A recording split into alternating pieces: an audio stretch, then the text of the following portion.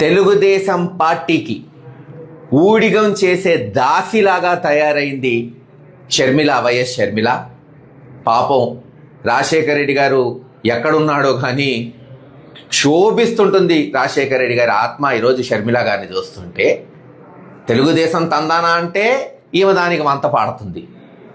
మొన్న పార్లమెంట్లో జరిగిన ఓటింగ్లో వైఎస్ఆర్సీపీ పార్టీ స్పష్టంగా చెప్పింది, మహిళా బిల్లుకి మద్దతు ఇస్తాం, అలాగే ఏదైతే డీలిమిటేషన్ దక్షిణాది రాష్ట్రాలకు 50% పెరుగుతుందో ఉన్న పరిస్థితుల్లో అదే మెరుగైందని భావించాం కాబట్టే దానికి సపోర్ట్ ఇచ్చాం.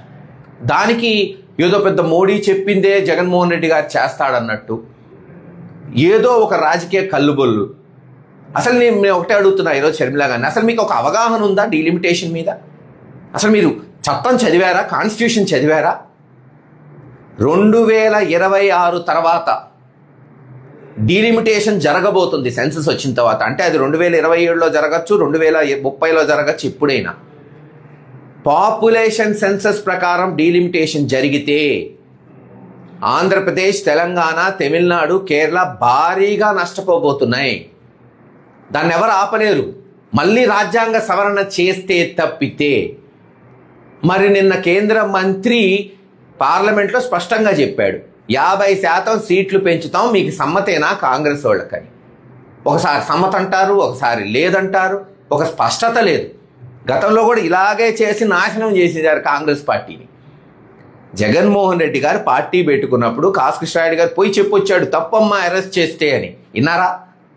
శరద్ పవార్ గారు పార్టీ పెట్టుకోలేదా? మమతా బెనర్జీ పార్టీ పెట్టుకోలేదా? అనేక మంది నాయకులు కాంగ్రెస్లో ఉన్నవాళ్ళు పార్టీ పెట్టుకొని బయటకు పోయారు. ఎందుకు అరెస్ట్ చేసింది కాంగ్రెస్ పార్టీ? ఆంధ్ర రాష్ట్రాన్ని విడగొట్టద్దు, తెలుగోళ్ళు కలిసి ఉండాలి అని ఘోషిస్తే మరి ఆ రోజు ఇందిరాగాంధీ గారు అసెంబ్లీలో కాసు బ్రహ్మానందరెడ్డి గారికి మెజారిటీ ఉన్న ఆంధ్ర రాష్ట్రం, తెలంగాణ కలిసి ఉండాలని ఆయన ముఖ్యమంత్రి పదవికి రాజీనామా చేసి పివి నరసింహరావు గారు ముఖ్యమంత్రి అయ్యాడు, తెలంగాణ బిడ్డ. మళ్ళీ ఒక 20-30 సంవత్సరాలు కలిసి ఉన్నాం. మరి ఎవరి మాట వెనకుండా చీల్చింది కాంగ్రెస్ పార్టీ కదా? స్పెషల్ స్టేటస్ చట్టం చేస్తామంటే ఎవరైనా ఆపారా కాంగ్రెస్ పార్టీని ఆ రోజున? వాళ్ళు జైలా, ఇప్పుడేమో ఎందుకు జైలని అడుగుతారు. ఏదో ఒక పద్ధతి, సిద్ధాంతం ఉండాలిగా. ఇక షర్మిల గారి గురించి వద్దాం. ఓ రోజేమో తెలంగాణ పార్టీ పెట్టుకొని కేసీఆర్ని, రేవంత్ రెడ్డిని అమ్మనాబూతులు తిట్టింది. మళ్ళీ రేవంత్ రెడ్డి కాళ్ళు పట్టుకుంది, మళ్ళీ కాంగ్రెస్ పార్టీలోకి పోయింది, మళ్ళీ చంద్రబాబు నాయుడుతో కలిసింది. అసలు ఏంది ఓ పద్ధతి, పాడు, ఓ సిద్ధాంతం ఏమీ లేదు. ఏ ఎండకు ఆ గొడుగు. ఏముంది, రేపు ఎలక్షన్ ముందు మళ్ళీ టీడీపీలో జాయిన్ అయ్యింది, ఇంతేగా. అదేదో ఇప్పుడే జాయిన్ అవ్వండి, ఎవడు కాదన్నాడు. ఎందుకు ఈ అక్రమ బంధాలు? తెలుగుదేశానికి మద్దతు ఇస్తూ బయట ఉండే బదులు తెలుగుదేశం పార్టీలో జాయిన్ అవ్వు షర్మిల గారు. దీనికి ఏందో లేస్తే పొద్దున్న లేస్తే జగన్ గారిని విమర్శించటం, నేను ఇంతగా తప్పితే ఏముంది? ఈ రోజు కూడా 50% సీట్లు మన రాష్ట్రంలో లేదు, చుట్టుపక్క తెలంగాణ, తమిళనాడు, కర్ణాటక, కేరళలో పెరుగుతాయనేది సమంజసం. మనం అది ఒప్పుకోకపోతే రేపు రాజ్యాంగబద్ధంగా జనాభా లెక్కల గనుక డీలిమిటేషన్ జరిగితే తీవ్రంగా నష్టపోబోతున్నాం. ఇవన్నీ తెలుసుకోకుండా ఏది పడితే అది మాట్లాడితే ఊరుకునేది లేదు. ప్రత్యర్థులు, అది షర్మిల గారు కూడా కావచ్చు, మీరు ఏ భాషలో జగన్మోహన్ రెడ్డి గారిని విమర్శిస్తారో అదే భాషలో ప్రతి విమర్శ ఉంటుంది, తెలుసుకోండి. ఇప్పటికైనా తెలుగుదేశానికి ఊడిగం చేయటం మానేసి చేతనైతే ఎంతో కొంత ఆ కాంగ్రెస్ పార్టీని బలపరచడానికి షర్మిల గారు రాజకీయాలు చేయవలసిందిగా హితం కోరుతున్నాం. అందరికి నమస్కారం అండి. గురజాల మాజీ శాసనసభ్యులు కాసు మహేష్ రెడ్డి గారు నిన్న వైఎస్ షర్మిలారెడ్డి గారి మీద కొన్ని వ్యాఖ్యలు చేయడం జరిగింది. వైఎస్ షర్మిలారెడ్డి గారు తెలుగుదేశం పార్టీకి దాసిలాగా పనిచేస్తున్నారు, వాళ్ళు ఏది చెప్తే అది పనిచేస్తున్నారని చెప్పి మాట్లాడడం జరిగింది. మీ అందరికి కూడా ఒక విషయం చెప్పదలుచుకున్నాను. బీజేపీ ప్రభుత్వానికి వైఎస్ఆర్ కాంగ్రెస్ పార్టీ అడగకుండానే చాలా బిల్స్లో కూడా మద్దతు పలికింది. బీజేపీ ప్రభుత్వంతో కుమ్మక్కై ఈరోజు ఆంధ్రప్రదేశ్లో తెలుగుదేశం పార్టీ, జనసేన, వైఎస్ఆర్సీపీ మూడు కూడా బీజేపీకి బీ టీములాగా మారి ఆంధ్రప్రదేశ్లో ప్రతిపక్షం అనేది లేనటువంటి పరిస్థితి తీసుకొచ్చారు.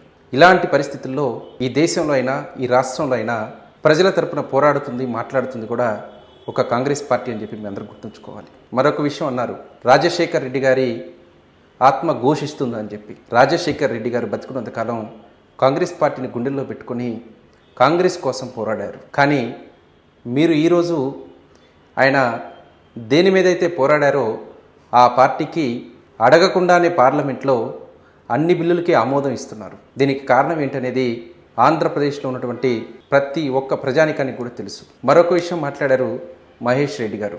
మహిళా రిజర్వేషన్స్కి మేము వ్యతిరేకం కాదు, డీలిమిటేషన్ 50% పెంచేదానికి మేము అనుకూలంగా ఓటేసాము. షర్మిలారెడ్డి గారు, మీకు అసలు చట్టం చదివారా?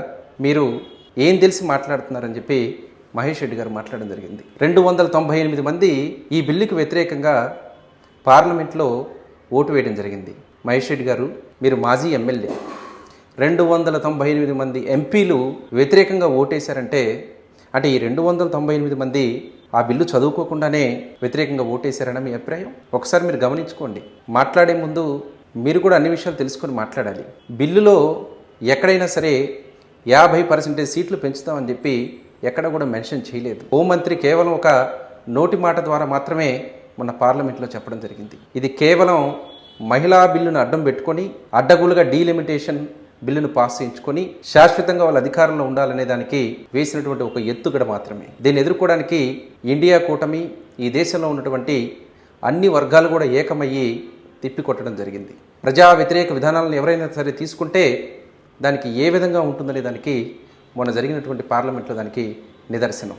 కొంచెం కూడా సిగ్గు లేకుండా, ఒక ప్రతిపక్షంలో ఉన్నామని చెప్పి ఒక ఆలోచన లేకుండా అడగక ముందే బీజేపీకి వెళ్ళి మీరు అన్ని బిల్లులకు మద్దతు చేస్తున్నారు. మీరు కూడా మాట్లాడుతున్నారు. షర్మిలారెడ్డి గారు ఒక్కరు మాత్రమే ఈరోజు ఆంధ్రప్రదేశ్లో జరుగుతున్నటువంటి అన్ని పార్టీల మీద, అది బీజేపీ అయినా, తెలుగుదేశం అయినా, జనసేన అయినా, వైఎస్ఆర్సీపీ అయినా, అన్ని పార్టీల మీద కూడా ఒక మహిళ అయి ఉండి కూడా తప్పు జరిగినప్పుడు తప్పుని ఖండిస్తున్నారు. దయచేసి మీరు మీ వ్యాఖ్యలను వెనక్కి తీసుకోవాలి.